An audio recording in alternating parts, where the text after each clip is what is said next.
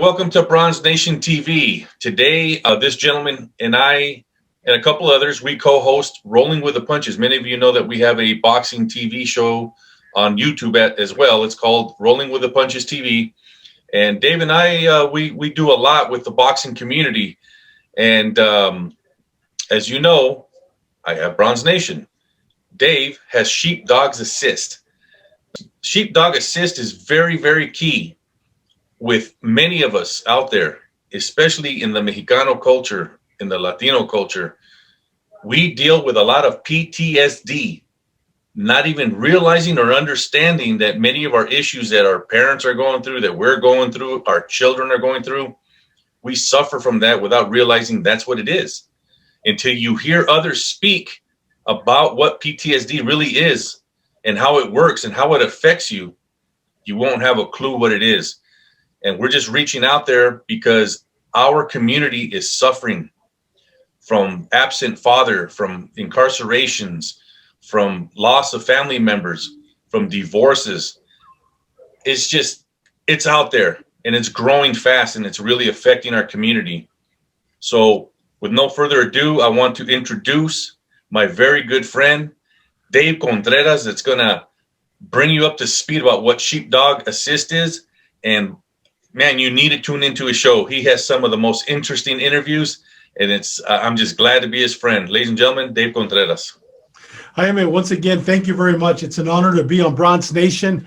I was there from the very beginning when you had your first interview, and I want to commend you. You know what? One of the things that I've always been very proud of is being a Chicano, being a Mexican-American. Being from Mexico, I was born in Tijuana, and at the age of 9 months old, we moved to Chula Vista, California, and I lived there all my life. I think the only time that I moved was back in 1984. I was hired with the California Department of Corrections. I was working at San Luis Obispo. I was gone for about 3 years. Then I went back. And then now, aquí tienes tu casa in Fort Lauderdale, Florida. I moved up here a year and a half ago. But I've always lived in Southern California. And with that said, I've always been very proud of my heritage. I've always been very proud of my upbringing. I remember as a young man, talking a little bit about Bronze Nation, my dad would prohibit us from speaking English in our home. And I grew up in the Leave It to Beaver era. You remember Leave It to Beaver? Yeah. Well, I grew up in that era where little Leave It to Beaver would tell his dad, call him father. And I remember one time every Friday night as a kid, we would go to Tijuana to go eat tacos. My dad worked in construction, so we'd cross the border, go eat tacos. I remember one time, I'll never forget, we're getting ready to cross the border, and I always used to call my dad Apa. Not even Papa, not even Padre, Apa. And when you see the Mexican movies, when you see them, in the Mexican movies, Apa, it's usually, how can I say it? It's usually the lower income, la rancheros that use that word apa. You know what I mean? Most people in Mexico City, los chilangos, padre, pues sí, papá, papá. Dude, I grew up with apa, you know what I mean? And I remember crossing the border, getting ready to cross the border, and I looked at my dad and I go, apa, I go, ¿le puedo comenzar a decir father? Y me dijo, ¿qué? Le dije, ¿le puedo comenzar a decir father? Me dijo, ¿por qué me quieres decir eso? Le dije, porque el Leave It to Beaver le dice a su papá y vivimos en América y yo le quiero decir father. Y me dijo mi papá, me acuerdo que se me quedó mirando, estaba manejando, and he looked at me and he goes, mira, tú eres mexicano, en la escuela vas a aprender inglés, en el trabajo vas a aprender inglés, pero el español que estás hablando en la casa nunca jamás se te va a olvidar. Algún día, and I was like 10 years old, algún día te van a pagar más que el americano, que el chino, que cualquier otra persona porque hablas dos lenguajes. So de aquí en adelante, si me dices father o como tú digas que my dad didn't speak English, right? He goes, te voy a dar una cachetada. He goes, yo me llamo Apa. No papa, no papi, apa. And I looked at him and I go, okay, apa. Never brought it up again. But Jaime, thank God that he told me that. Because, and he was right. I mean, throughout my career, whether it's in law enforcement, wherever I was at, I always got paid 2 to 3% more than everybody else because I spoke 2 languages. With that said, Jaime, I know this is about Sheepdog. I was that cop. I was a police officer for 32 years. After I retired from the police department, I opened up a company, PI company in Mexico, where I worked as a private investigator. We did a lot of kidnapping, anti-kidnapping, threat assessments, and so forth, type of cases. I never did, cheating, husband cheating. I never did those. My cases were very serious cases. So I did that for 5 years. I decided to move to Florida to write a book about my life, about my cases, and so forth.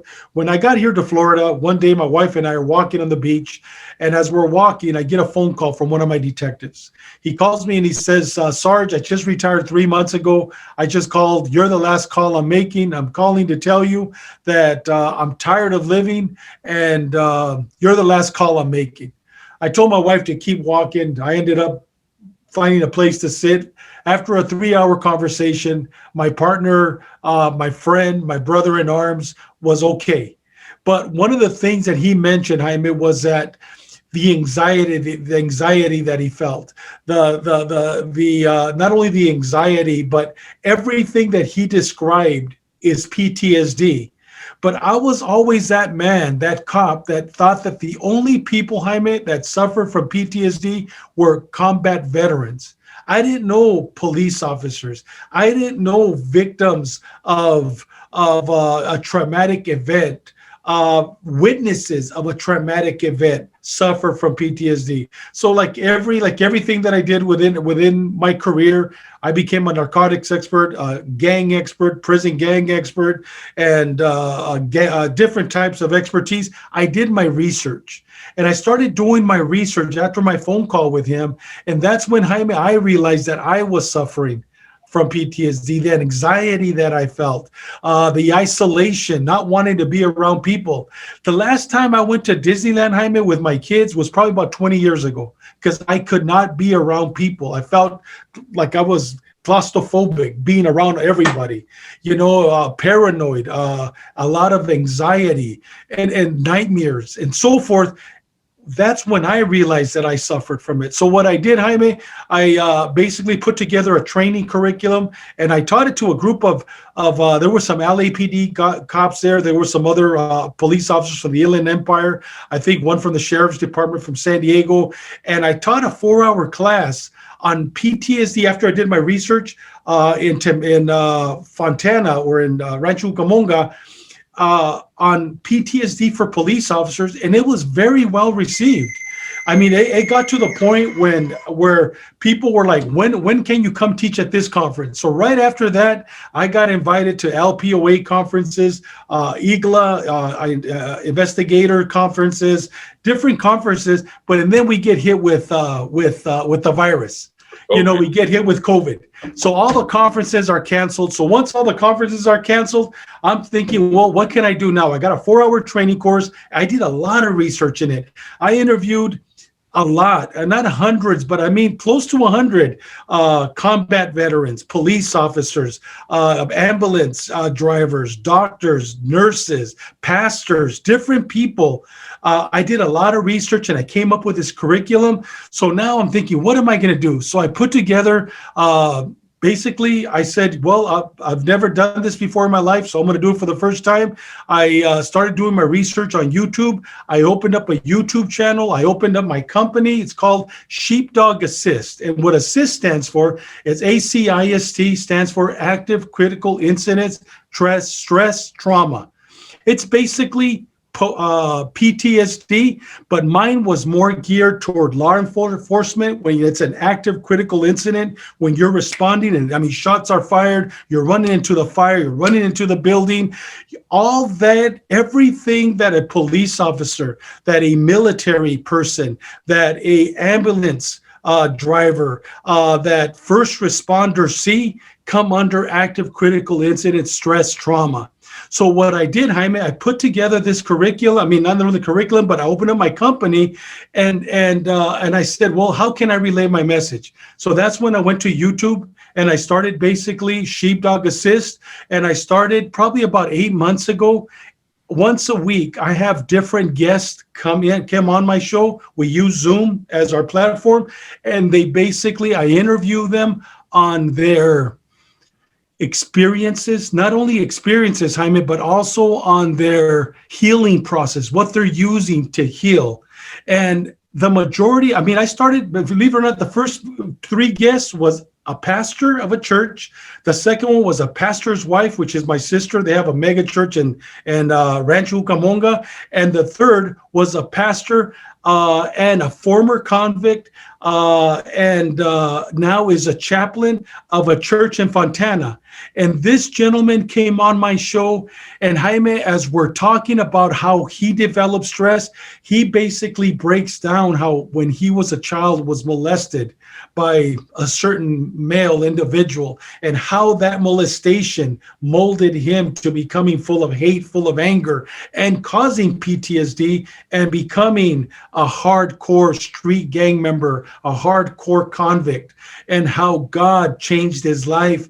And today he's pastoring a church. He's a chaplain. I mean, the man is a walking miracle. From there, I went to police officers, to combat veterans, not only combat veterans, but combat individuals that were medics in Iraq, in Vietnam. So all of these people have been on my show, and it's a great show. But one of the things that I started doing my research last week, and I did my first interview.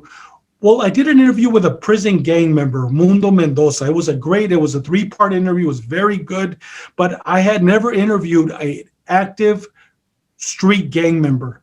And you know, one of the things that I learned, Jaime, I know I'm talking a lot, but I'm excited about this subject. This subject has a lot of passion in my heart, because everything that I do, it's from the heart, and it's for free. I don't charge 1 cent. You want me to go teach at your church? You want me to go teach at a conference? I will never charge 1 cent, Jaime. It's all from my heart, because I know that I know what it takes, and I know that healing is a journey. But getting back to this gang member, one of the things that I saw interviewing him, I did my research, is that especially in the Chicano community, in the African American community, and I know Bronx Nation, we cater to the Chicanos, to the Mexican Americans, to the Mexicans here in the United States, is that in the barrios, and this is something that, I mean, I just found out, I'm doing more research on, people that live in a hardcore barrio, chances are that your kids or that you suffer from PTSD. Really, you suffer from PTSD. It's not normal to have a helicopter flying overhead announcing everybody stay indoors because there's a outstanding shooter in your area.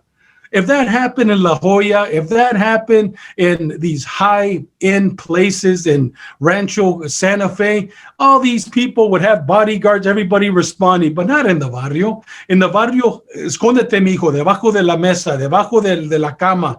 You know what I mean? And it's not normal for a young man, a young lady to be walking, all of a sudden shots fired, and all of a sudden there's a next door neighbor shot, and he was just murdered because it was a drive-by shooting. So people in our communities, Jaime, Chicanos, Mexicanos that live in those type of communities, they suffer from PTSD. And like you said, Jaime, at the very beginning, they don't even know it or realize that they suffer.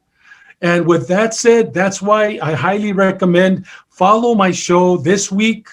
Next Monday, I'm going to have an active, like I said, a former gang member who just left the gang. He's going to be on my show. He was a prison gang member. It's a very interesting interview because there I talk about living in the barrio and not the consequence. It's a blessing to live with our people in our barrio, but there's also a consequence because of the violence that we see our young people that are on the wrong path committing and basically causing to our children and to ourselves. Dave, let me ask you something. So they say, history repeats itself. Yeah. So someone with PTSD, can they hand that down to their siblings, even though, or with their children, even though maybe the children didn't necessarily suffer what caused maybe mom or dad or both to go through this PTSD? Do you know if it affects children if that problem's not addressed? Well, Jaime, let me answer this twofold, okay? The gentleman that I interviewed that's going to be on my show on Monday, please watch Monday's show. He was 5 months old inside of his mother's womb. 5 months old. While he was in his mother's womb, his father murdered his 2-year-old sister, kicking her to death. Mm. And the mother was grabbing the father as he was kicking his sister to death. Even though he was in the womb, that traumatic event affected him. And then it goes on when he was actually diagnosed with PTSD. But does it affect the wound? I have no way to prove it, Jaime. But the research that I'm doing, it's basically me showing me that yes, it does affect the baby from within if there's traumatic events that the mother's going to. That's number one. Number two, where I live, we have a lot of, it's a multi-million-dollar complex where I live, and I say that humbly. But sometimes when before COVID, I'm writing my book, I would go downstairs, and it's a beautiful hall, and I would be there by myself writing my book. And as I'm writing my book, I would get phone calls from different people calling for counseling, because I offer peer counseling for people suffering from PTSD. So as I'm talking, one day I'm down there, I'm talking, this gentleman, this old Jewish individual, probably about 70 years old, walks in. They have a big screen TV, and he goes, "Hey, do you mind if I watch the game?" I go, "No, go ahead." I go, "You know what? I'm not talking too loud." He goes, "No." So he sits down, he's watching. I'm from a distance. I'm at a table writing, but I'm talking to this gentleman, and I'm counseling, telling him, about the different resources, different things that for him to do to, find healing with his PTSD. I hang up the phone. The gentleman turns off the TV, and he looks at me and he goes, "What is it that you do?" And I go, "Sir," I go, "I'm retired." And I go, "I'm actually writing a book." He goes, "But I heard you talking about PTSD." And I go, "Yes." He goes, "Do you mind if I ask you a question?" I go, "No, not at all." And then he tells me a story. I mean, I'll be real brief, but the story is this. His father, this gentleman was about 70 years old, but his father was in World War II. And he goes, "Everything you were telling whoever you were talking to," he says, "and I wasn't eavesdropping, but you were talking a little loud." And he goes, and I'm not mad about it. He goes, and this guy's a multimillionaire. This guy is literally a multimillionaire. He goes, "Everything you were telling him," he goes, "I suffered it as a little boy." And I go, "What do you mean?" And he goes, I go, "Do you mind if I ask why?" And he goes, "What circumstances were you in to suffer?" He goes, "Everything you were saying, the nightmares, the anger, the sarcasm, the triggers." He goes, "My father was in World War II, and he was a flamethrower. He was a guy that would walk in, and all of a sudden, they'd come in after there's one guy hiding in the house. My father was the one that went in there with a flame, and he was a flamethrower." And he goes, "And my father murdered a lot of people. It was part of war, I understand." He goes, "But when he got out of the military, he was the most vicious, most violent, drunk, and he would beat my mom. He would beat me. And there were certain things that would trigger him to go off." There's a man suffering from PTSD. Back then it was called shell shock, but here's a victim of it. Wow. So now the son, who is 70 years old, is suffering because of the symptomology that his father displayed from World War II. So does that answer both questions? Absolutely. Yes, it can. Absolutely. It will. Yes, if they don't seek help. Man, that's some deep stuff, David. And I'm just glad that we have this opportunity to basically address our people, man. There's a lot of hurt out there. There is. Just listening to your interviews and your show, it made me question myself of how and why I think and do certain things, and man, I mean, it's a sad world out there, and there's a lot of healing that needs to take place. I mean, right now, so many people are suffering from COVID. They've lost a lot of family members, and it hit home to us. Oh, definitely, yes. And it's we need a lot of healing, man. And I know your show, for the most part, is not a religious show, but I always hear you basically say that God is the biggest healer. Yeah. And a lot of people have a hard time when they go through these trials and tribulations to and they kind of give God the no, he wasn't there. He wouldn't allow this. He wouldn't allow that. Yeah. And I understand that. Yeah. I understand that. And your mind does go there sometimes when you're super angry and confused. But at the end of the day, he is in control. Yes. He is in control. Mhm. You know, talking about that womb, he knew us before that womb. That's You right. know, so, and he knows when we check out.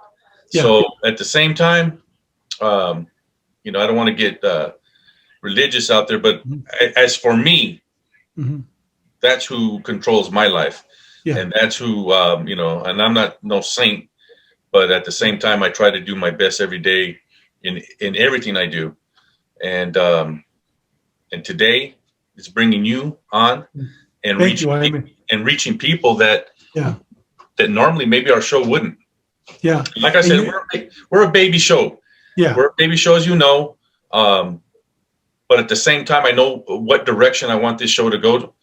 We want to not just you know, showcase actors and actresses and singers and people doing great things. This show is for any Mexicano, Chicano that has made it or on the way to making it or has dreams. We need to express these things so others can see we're not alone. Yeah. You know, And Jaime, one of the things that I'm going to be starting next week, because I counsel people, and it's peer counseling because I don't have a counseling degree. My degree is behavioral science, not in counseling. But one of the things that God has impressed in my heart to do once a week, I'm going to start using Zoom. And I got two professional counselors that have degrees in counseling, where we are actually going to start bringing the people that I talk to that are suffering from PTSD. So, I mean, I'm looking at having 25 people on my screen and once a week having a group therapy session where awesome. we could all basically talk about how we're feeling, the dreams that we're having, the anxieties that we're having, the triggers, what triggers us to all of a sudden go back to that suicide, go back to that experience. So this is the first time that I thought about it, and we're going to start next week. So I'm excited about it. So if any of your listeners, people that are following you are interested, go to my channel, www.sheepdogassist.com. Hopefully you'll be able to maybe put a little wording on that. We will. And you could come, and I don't charge 1 cent. And Jaime, sometimes, I mean, last night I was up for till about 2 a.m. talking to somebody that needed my assistance. And I don't care. You know what? I'm retired and I'm blessed. God has blessed me in so many ways. And to me, it's healing me. By healing others, I'm receiving healing. Absolutely. So we're here for that. Thank you, Jaime, for allowing me to be part of your show. And hopefully, once you know, maybe once a week, we could put our show, or we could, you know, allow me to share it with your Collaborate. viewers. Collaborate. Yeah, collaborate, exactly. And I'll collaborate on my show, your show. You God got willing. it. Thank you Yeah. very much, Dave. Thank you. Pleasure like always, and we'll be looking forward to your show. And I'm excited to see, you know, the healing that's going to be taking place here. Thank Thank you. you, brother. Appreciate it.